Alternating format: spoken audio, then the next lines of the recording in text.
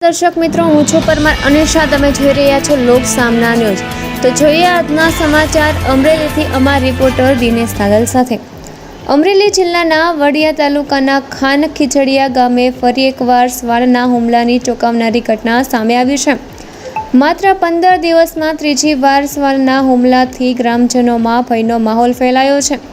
આ વખતે 7 વર્ષના બાળક પર 3 શ્વાને જીવલેણ હુમલો કર્યો હતો.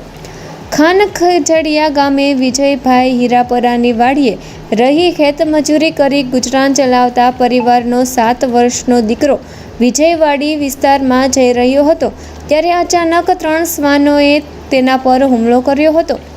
શ્વાનોએ બાળકના શરીરના અનેક ભાગોમાં બચકા ભરતા બાળક ગંભીર રીતે ઇજાગ્રસ્ત અને લોહીલુહાણ બન્યો હતો.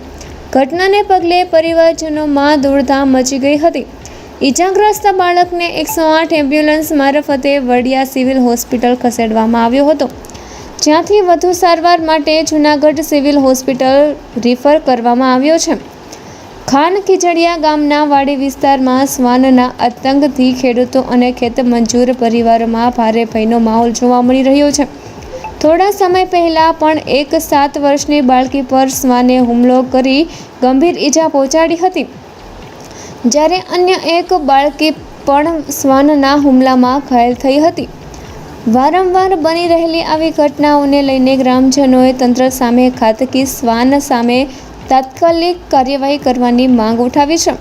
શ્વાનના સતત હુમલાઓથી ગ્રામ્ય વિસ્તારમાં લોકોમાં દહેશત ફેલાઈ છે, ત્યારે હવે તંત્ર શું પગલાં ભરે છે તેના પર સૌની નજર છે.